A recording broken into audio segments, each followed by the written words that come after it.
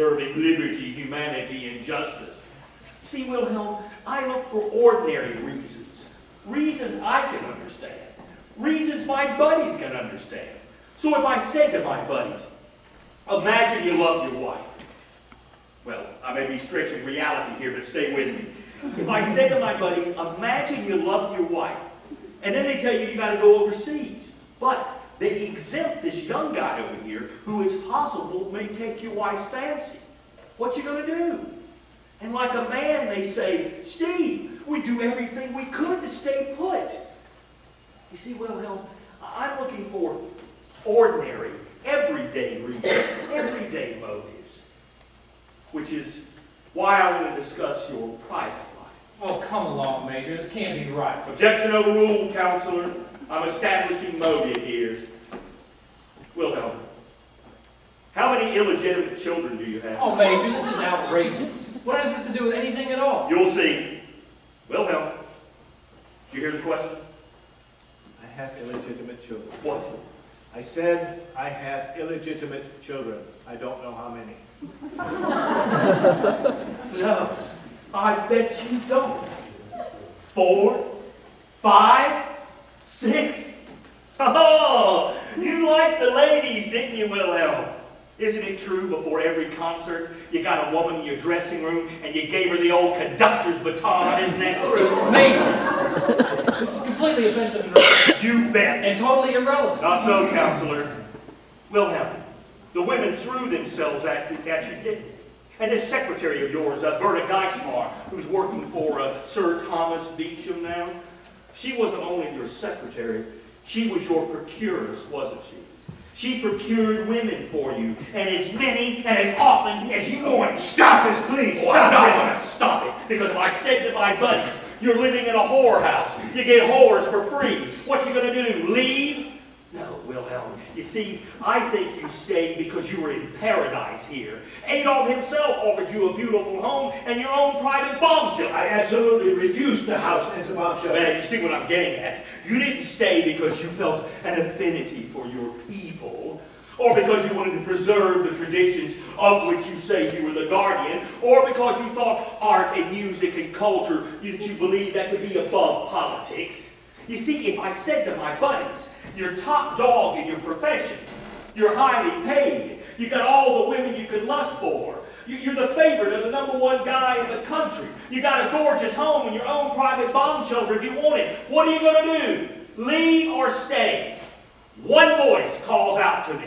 Stay. That is not a good argument, Major. If Dr. Furtwängler did indeed enjoy all these privileges, he did so because of who he is and what he is. Oh. So now we're back to the great artist, are we? Right.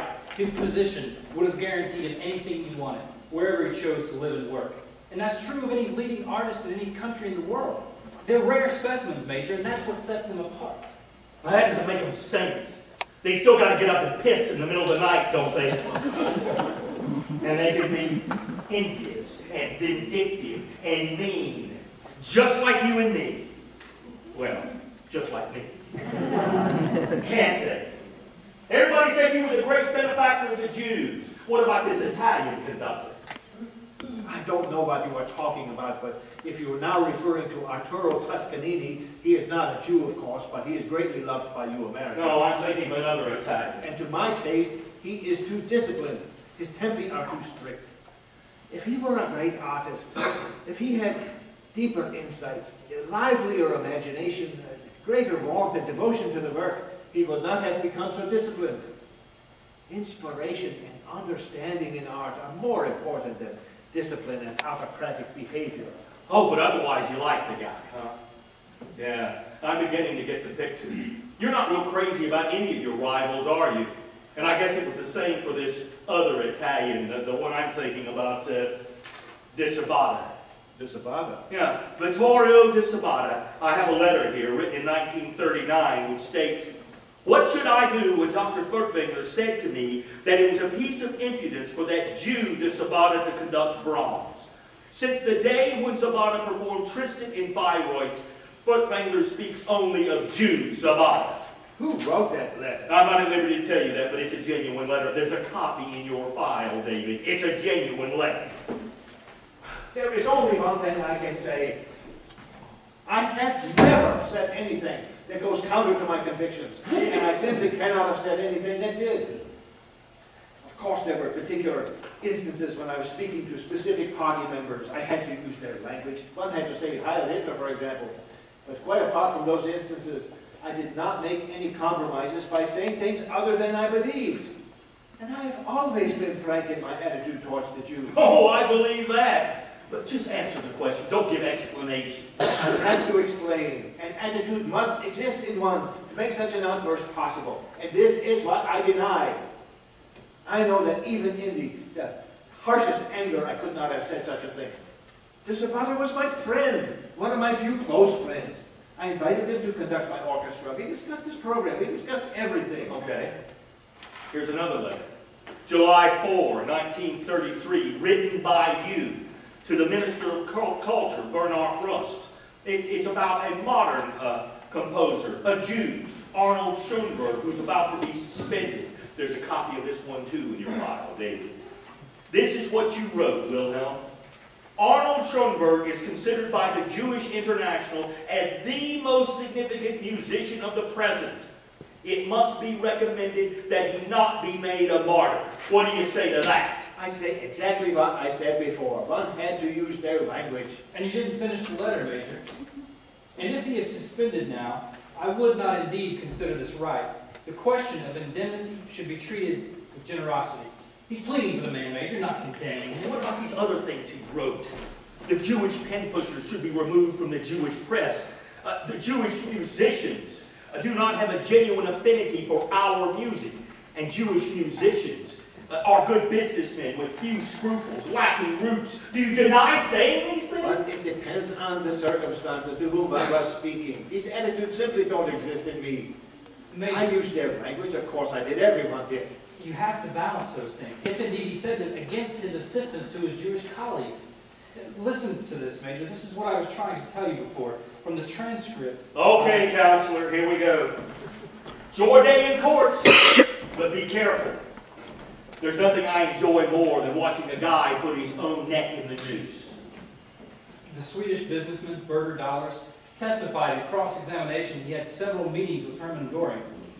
I first saw him, Dahlers testifying, embroiled in a stormy interview with Wilhelm Furtwängler, the famous conductor of the Berlin Philharmonic, vainly seeking permission to keep his Jewish concert master. Yes, I remember it well. I was pleading for Simon Goldberg, a wonderful musician and a wonderful man, the youngest concertmeister the orchestra ever had. Thank God he escaped. And I pray he is safe now. Why is it, Wilhelm, that everything you say touches me so deeply? And pick one of those letters to Mrs. Sachs, okay? Just pick one and read it.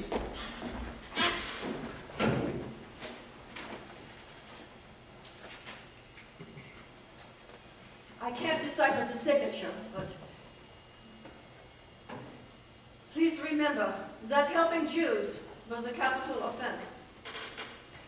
People were being publicly hanged on mere suspicion of such activities, but Dr. Furtwängler helped anyone who asked him.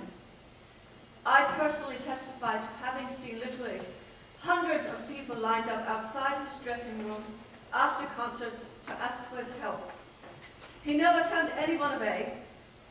He gave me money because I was unable to feed myself or my family.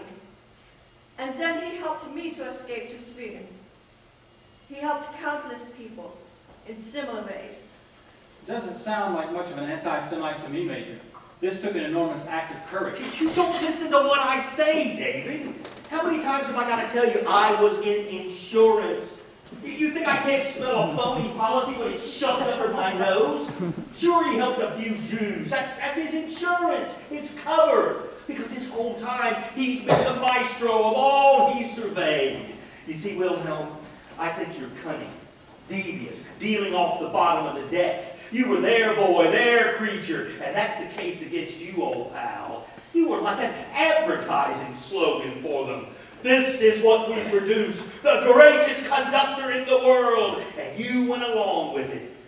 You may not have been a member of the party, but the truth is, Wilhelm, you didn't need to be.